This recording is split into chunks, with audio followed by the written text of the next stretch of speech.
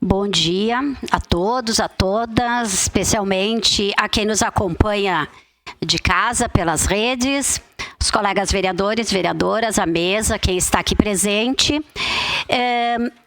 Primeiro, eu acho que cumpre ressaltar algumas questões importantes que têm sido discutidas nessa casa. Ontem teve uma discussão bastante importante de uma moção também.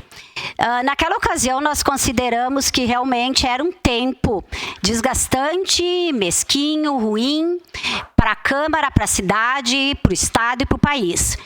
Porque era uma moção inconstitucional, era eleitoreira, visava prejudicar algumas pré-candidaturas e tudo aquilo que foi falado.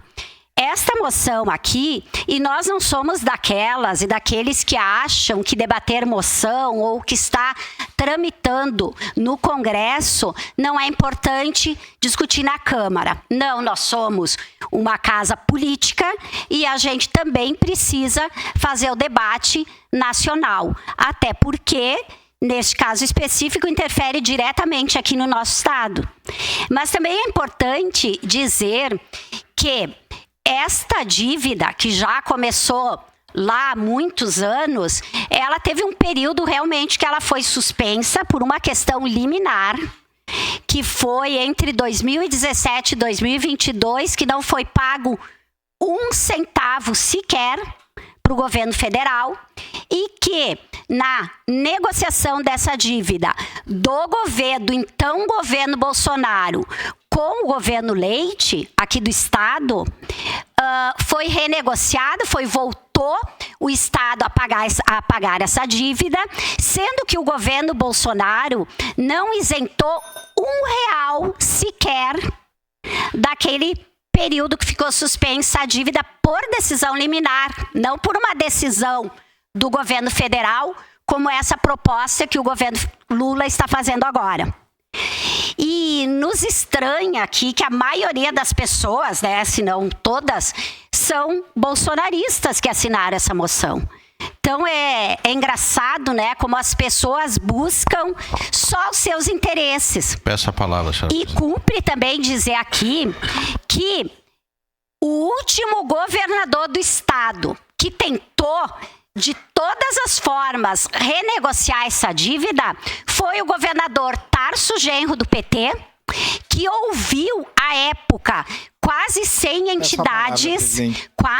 entidades que pediam a discussão desta dívida, e que o governo federal, lembra-se, que era a Dilma, portanto, do mesmo partido. Isso prova que tem gente que faz política partidária e mesquinha com a situação do povo, e tem gente que faz política responsável com a situação do povo. Porque aí vão nos dizer que nunca o Rio Grande do Sul estava como hoje, numa catástrofe. Não, não estava. Mas o próprio governador Eduardo Leite, antes de tudo isso, falou inúmeras vezes. Vamos lembrar o programa que nós aprovamos uma moção para o governador aceitar, aquele programa de mais gente, mais estudantes do ensino médio, que também já era uma possibilidade dessa dívida vir para o Rio Grande do Sul, que até hoje os doutores aí que sabem de tudo, que já mandaram a gente pesquisar o Google, eu vou ter que pesquisar, porque eu não sei se o governador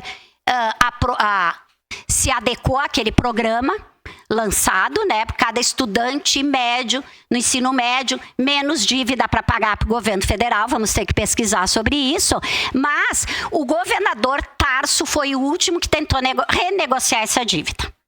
E mais, quando este acordo do presidente Bolsonaro com o governador Leite foi assinado, que não teve um centavo de abono, nem de juros, nem de correção, nem de dívida, nada, estava incluído nesse pacote que aquela proposta do governador Tarso Genro deveria ser extinta.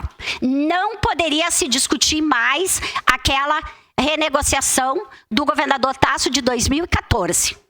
Então, nós, de forma alguma, somos contra rediscutir a dívida e nós falamos aqui na tribuna, todos nós. O que nós não somos a favor é de oportunismo eleitoreiro e inconstitucional. Com a palavra, vereador Adriano Bressan, na tribuna.